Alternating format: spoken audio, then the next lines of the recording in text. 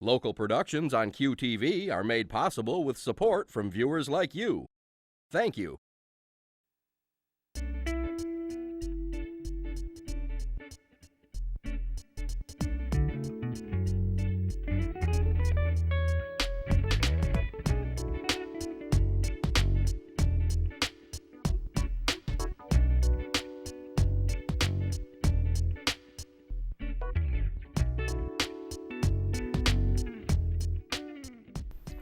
Hello everyone and welcome to Uncommon Sense. I'm Junia and thank you for joining us. My guest today is Paul Hogle, Executive Vice President of the Detroit Symphony Orchestra, a role which unifies all Detroit Symphony Orchestra operations that range from the artistic to innovation and strategy to community engagement and volunteer development. So welcome, Paul, man of all seasons. Very nice to be here. Thank you. So you have a great range of responsibilities. I do. And how do you allocate your time or get help on these many responsibilities? It's a question I get asked a lot. Yes, good. Because it's a wide set of duties. I have the great privilege of having an extraordinary team I get to work with. And really, the best thing that I can offer them is the connective tissue between their leadership ideas and where we're headed as an institution. And when I can put all those pieces together, we really have magic. So tell me a little bit about actually how do you lead people? I think of myself as in the mentorship business. I like to work with people who are extraordinarily talented, who are very gifted in their own assignments, who have an idea of what they're trying to accomplish, who have ambition in their career, and who actually don't need supervision. What they need is someone to encourage them and coach them and to maybe be interested in their career aspirations so that they can do their very best work. I look back over the people I've been privileged to work with, and they wanted my job much of the time, which is really great because they were always working harder to accomplish more and more things. And so do you do the interviewing for the hiring for these positions? I do. A lot of the interviews end up coming to me at the end. We use a wide team process at the DSO. You may interview with 15 or 16 people before you got a job at the DSO. And when we get it right, everyone's voice matters the same. So you'll meet with your colleagues, you'll meet with some volunteers, you'll meet with members of our board often. Occasionally you'll meet with members of the orchestra, and I'm included in some of those meetings, which is great. And what would you look for? What kinds of questions would you ask? This is also very interesting because by the time I see someone, we're pretty sure their technical abilities are really strong. If they're a web designer, we're sure that they have those basic skills and a point of view, or an artistic planner. I look for cultural fit. How do they fit into our vision of what the DSO and working together means?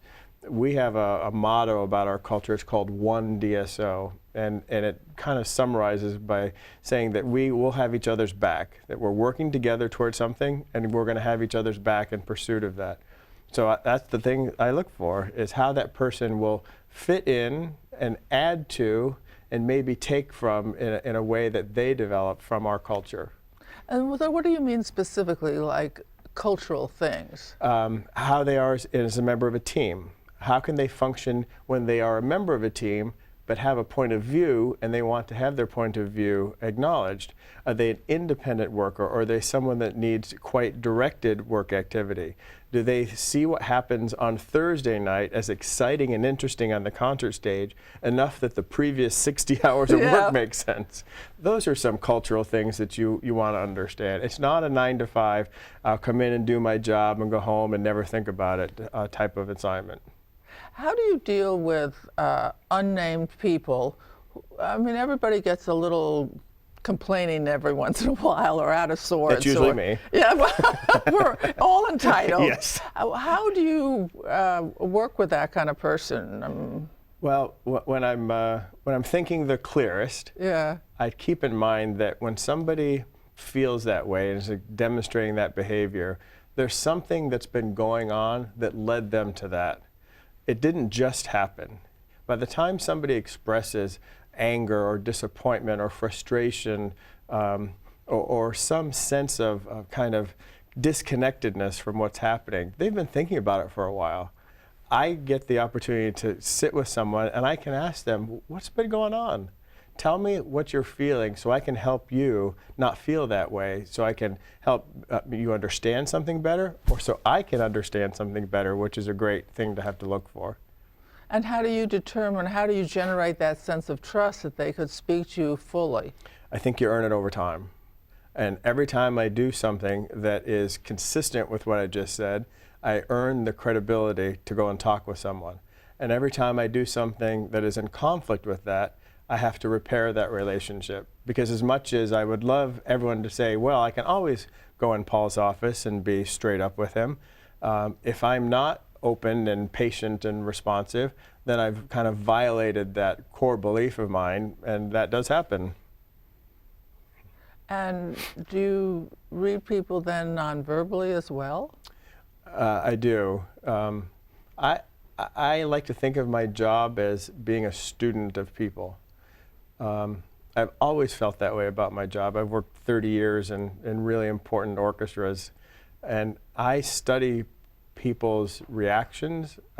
When I'm doing a really good job, I like to understand what motivates them. I want to understand where they want what they're currently doing to matter in the future.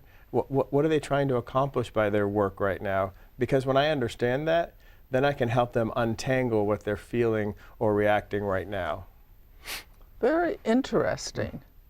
How do you pull yourself back on to the point where you are thinking all those things when you're with someone after you've driven up from Detroit to Midland and, perhaps in the snow, which thankfully we didn't have today? It's true. I have to work hard at finding the margin to do that. Driving in the car is one of those places. I love to drive. I love the time with myself or with my wife driving places to kind of think through things. I love to be on airplanes to do that. Yeah. I have some of my best thinking flying to the West Coast on matters to kind of work through something that otherwise there'd be a line at my door asking me questions. I am the best able to work with my colleagues when I've had just a little bit of time to process through myself what's going on. Otherwise, the phone rings, the email comes incessantly, the texts come, and people are at my door all the time. So do you practice this at home, that you have a downtime before you get home to your wife? Do you want my really lovely answer, or do you want the truth? I want to see how the trust level is here. I am a workaholic. But the great advantage is I'm married to a workaholic. And we certainly have time where work does not dominate our lives. We have three unbelievable daughters, great relationships with them all, 2 sets of great parents, my parents and my in-laws, we have great relationships with. So even though we are both these workaholics, whatever time we have found to create for ourselves has actually resulted in a really healthy family life. So I spend time, I love to vacation. I look forward so deeply to going places with my wife and getting away from work. I'm very good once I get out of town of unplugging. But when I'm in town, I'm pretty much always on the job. And have you and your wife developed some rituals like sign language, or did she just looks at you and says, I know, I'll be back in an hour? I would say it's more, we know from each other when it's just time to stop talking and give each other a hug and not have to say anything. Sometimes that act of complete surrender to your partner is the space that allows you a little bit of emotional palate cleansing, which can be very nice. And it's the thing that I often crave when I'm traveling by myself. She's the artistic director of the Detroit Children's Choir. She's with energetic youth all day long. Yeah. When I travel, I'm always by myself, and no one shakes my hand or smiles at me and gives me a hug. So that's why I like coming home. Yeah, and she may need some quietude Yes. and solitude after true. her day. Yeah, nothing like the energy of a middle schooler. I hear so much about date night and things like that. Do you have rituals like that? We do. We have to be careful that what would be normal a date night for any other human being, going out to the symphony, for example, isn't really a date night for us. Yes. When we go to the symphony, it's going to work. Yes. Ironically, the church where I worship meets at Orchestra Hall in Detroit. So I'm at the hall a lot. So we go to other things. We go to plays, we go to the opera, we go to sporting events. We go see our family. My family's in Cleveland. My parents, our oldest daughter, lives in Lansing. So we go there these are our dates. I see. And who was the disciplinarian raising these three wonderful daughters? It really was a team effort.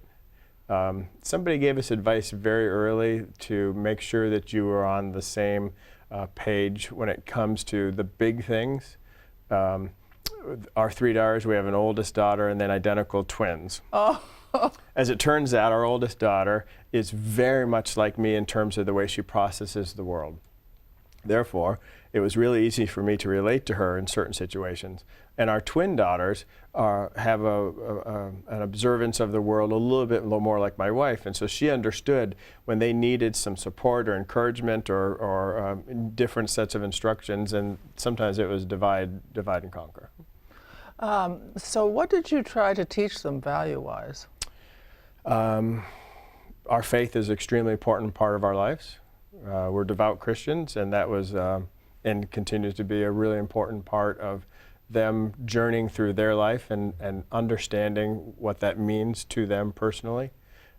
Music was always an important part of our lives. They tried everything that you would normally have families do, sports and arts and crafts, and they all gravitated toward music. Surprise, surprise. We spent a lot of time kind of demonstrating and modeling what family looked like. I came from a family that we saw grandparents and aunts and uncles a lot because we stayed in a close community. My wife came from a family where the family was all spread out around the country.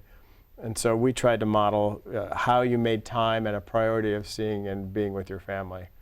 Other than that, we also demonstrated, particularly when they were little, the value of reading, of really being curious. And it didn't really matter as much what you read as that you had this curiosity of reading. They loved to travel, and we loved to travel, whether that was a day trip someplace quite close, or we went to Rome one summer when they were quite young, probably too young, Wow. but it was a great trip. Yeah. So those are some of the things we modeled for them. And energy. They're all, it's great. 3 daughters and 3 confident, energetic, determined, gifted women. It's really fun to watch them take the most of the best of us and be young women. Yeah, you can be really happy about It's nice. About that. And we live in a time where there's less direction and more involvement. So in the music side, how did you get them interested? Did they try different instruments, or they say, you're doing this, we don't want to do that just because you did it, we'll try something else? How did that come about with their interest in music? That really was our philosophy, is that maybe music isn't your interest, maybe you would be interested in other things. They all ended up being quite talented in the music area, and that excited them because they felt like they could achieve something.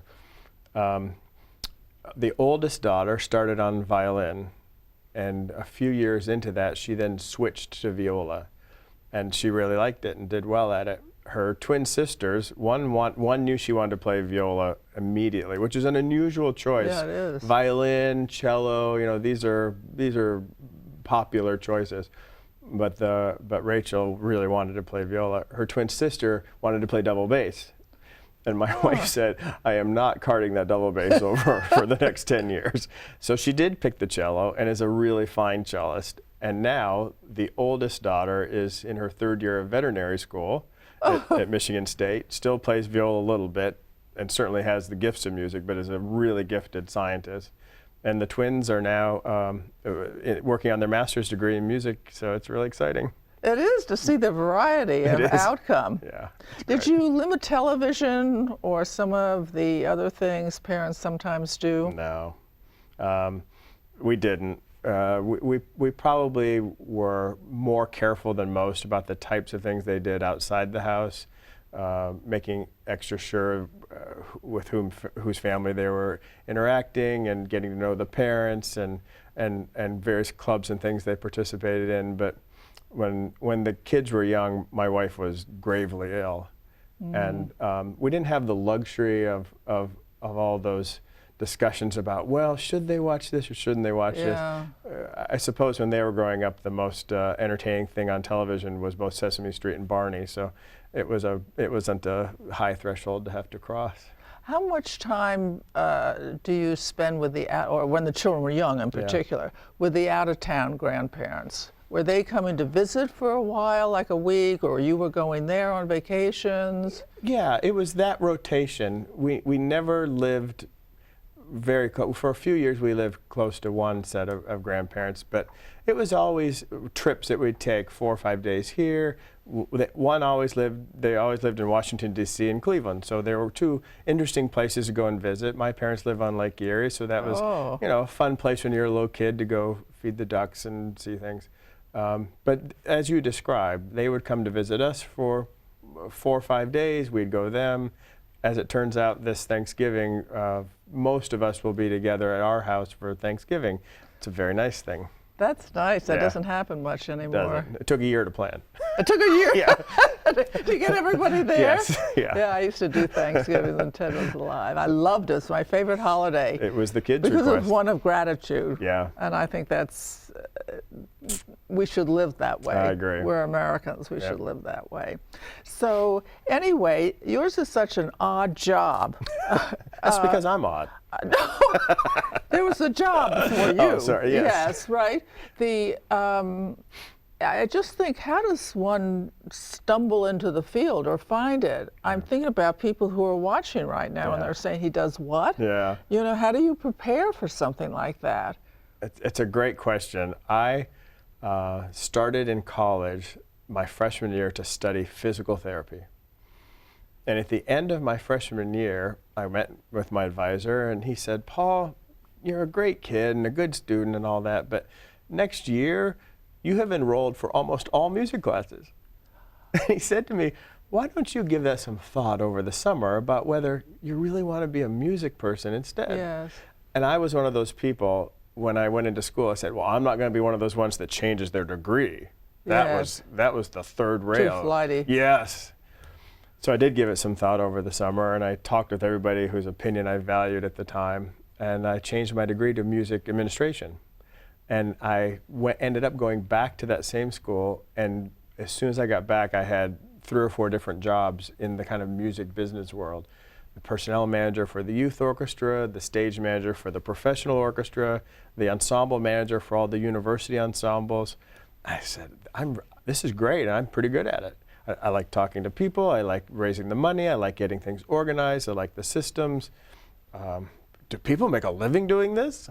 And my advisor says, oh yeah, there's a whole field called orchestra management. And that was the day, and that was 1984, and I never stopped, never looked back. Until I read your biography about musical administration, I never knew it existed. Yeah. Are there certain schools that, are there many schools that have programs like this, or is there select school, there are fewer and you have to look for them? It's mathematically, it's probably closer to the fewer. When I was in school, there were about 160 that had some form of music administration at undergrad level, and a dozen or so that had a master's in it.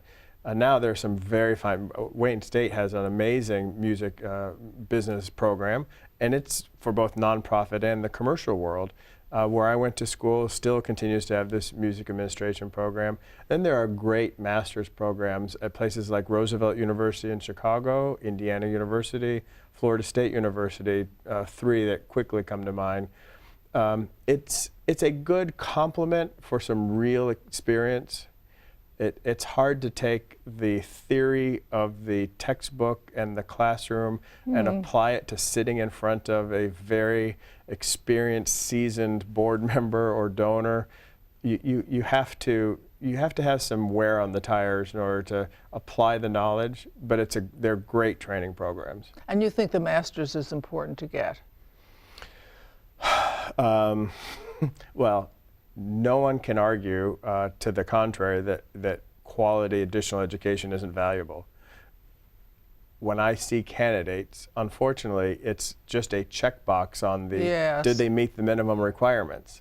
Because I'm looking for that human dimension, that Yes, kind of clearly. wisdom that the academic can draw out and put certain learning in, but if they can't actually connect the thoughts together, it's not a terrible great combination.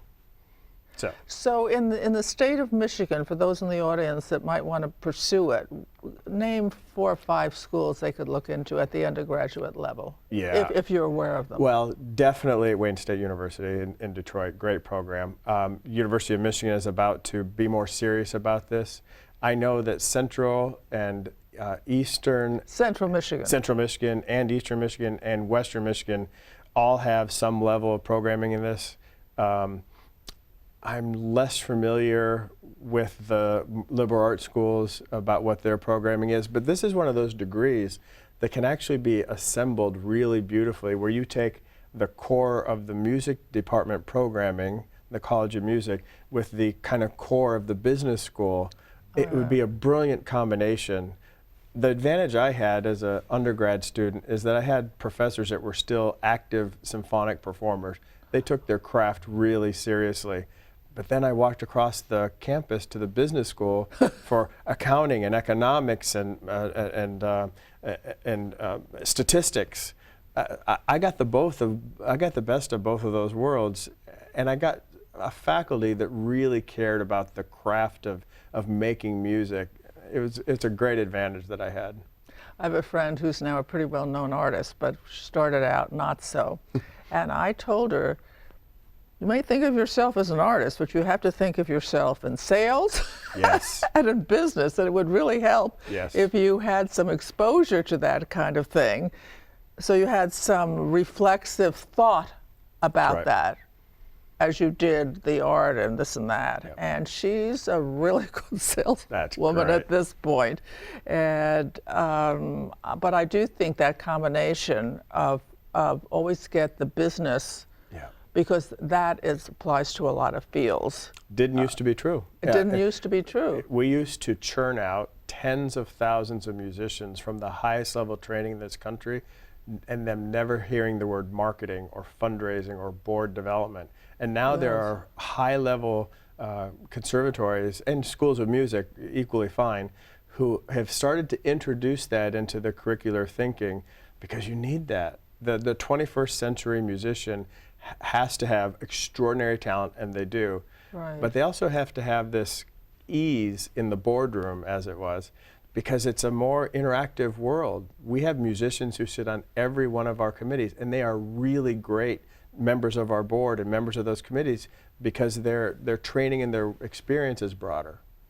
Do you find musicians generally are introverts or extroverts, or that's just not something to think about?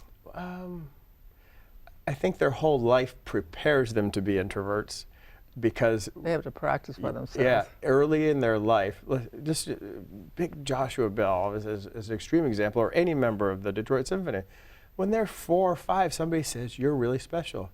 And as soon as they say you're really special and have a gift, they then isolate you from all of your friends, all of those kind of outdoor activities, and you end up practicing your craft very, very young. That's an isolating journey. So it creates a certain amount of kind of internalness that might not be normal. Fortunately, we have in most American orchestras extraordinarily talented people who can step on the front of a stage and make a convincing set of comments to anyone. Those are the people that are really quite powerful. I have been reading an interview, a little book on the interview with Claudio Arrau, and which speaks to his early life and experience and his teachers and the phrasing in music and how to play the piano and certain other things. And for someone who has not lived that life, A, it teaches you, and B, you have such compassion for them in their early lives. Almost no youth phenom make it into a full professional career. When we see someone that does that, we're impressed and so motivated, but numerically it's a small percentage. And getting smaller. And getting smaller, yeah. It's a lot of work. It is a lot of work. Well, thank you very much for being here. I want to stress a few things that impressed me. One is in a job, especially where you have leadership responsibilities, it's important to be aware of where people are and who they are and where they're coming, what their motivations are, what their health is. Have they bought into the experience? Are they there 100%? And if yes, but if there's a little bumpiness, don't look necessarily at the bumpiness, but to look at the antecedents. Yes. If you can develop well trust to establish that. Also learn that, and it's important too, that as human beings we're not 100%. There are times we just need a hug or we just need some patience. And it's always good to keep your sense of wonderful humor. Yeah. You know, that humor in almost anything. I asked you a particular thing and, you know, you're right there. Yeah. And to know that also I think that people mean well. And if you can just start with that in yourself and others, you've come a long way to raising everybody's experience to something high. So thank you for being with me today. I appreciate it so much. To contact Junia, send her an email at info@juniadoan.com. For more information, program schedules, and news about future guests, go to www.juniadoan.com.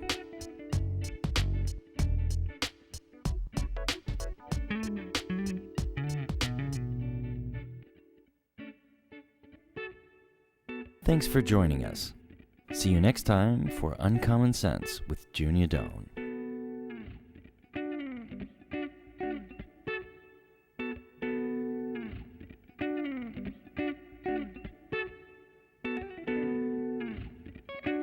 Local productions on QTV are made possible with support from viewers like you.